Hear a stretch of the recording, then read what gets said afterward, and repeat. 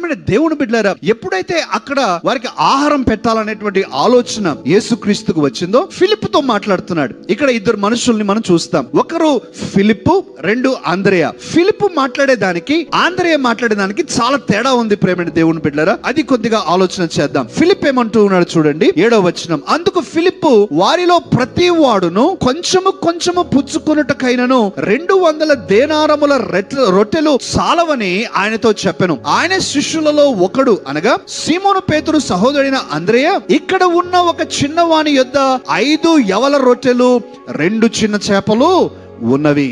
Philip మాట్లాడుతున్నాడు కొన్ని మాటలు, ఆంద్రేయ మాట్లాడుతున్నాడు కొన్ని మాటలు.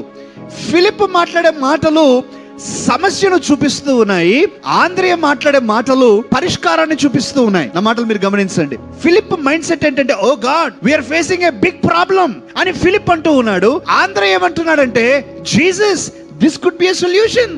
I'm trying to look out for a solution. ఒక జవాబు కొరకు నేను ఆలోచిస్తూ ఉన్నాను అని అంటూ ఉన్నాడు. ప్రేమైన దేవుని బిడ్డలు, చివరికి ఆంద్రేయ ఆలోచననే యేసుక్రీస్తు ప్రభు జరిగించినట్లుగా మనం చూస్తూ ఉంటూ ఉన్నాం. ఇక్కడ మనుషులకు 2 రకాలైన మైండ్ సెట్స్ మనలో కూడా ఇది సర్వసాధారణంగా కనిపిస్తాయి. మనము సాధారణంగా ఈ యొక్క మైండ్ సెట్స్ ఎలా ఉంటాయి? ఒక మైండ్ సెట్ ఏంటంటే సమస్య గురించే ఆలోచించటం, సమస్య గురించే ధ్యానించటం, సమస్య గురించే మాట్లాడటం. చిన్న సమస్య అయినా పెద్ద దాని వలె మ్యాగ్నిఫై చేసుకొని చూడటం, ఆ సమస్యను బట్టి నిద్ర లేకుండా చేసుకోవటం, సమస్యను మాత్రమే కేంద్రీకరించి జీవించటం ఒక రకమైన మనుషులు చేసేది. కానీ మరో రకమైన మనుషులు చేసేది ఏంటంటే, అవును సమస్య వచ్చింది కానీ దీనికి పరిష్కారం ఉండకపోదు కదా, ఈ పరిష్కారం గురించి నేను ఆలోచిస్తాను. సమస్య వచ్చింది అనే సమస్య గురించి ఆలోచించడం కాదు, సమస్యకు పరిష్కారం ఏంటి అని ఆలోచించడం చాలా ప్రాముఖ్యం ప్రేమైన దేవుని బిడ్డలారా. This is very important. ఈ మైండ్ సెట్ మనము ఆలోచించుకుందాం. Sometimes when we hold something, ఏదైనా ఒక సమస్యగా అనిపిస్తే ఇది చాలా పెద్ద సమస్య, అసలు మీకు తెలియదండి, మీకు అర్థం కావట్లేదు, రేపు పొద్దున ఇది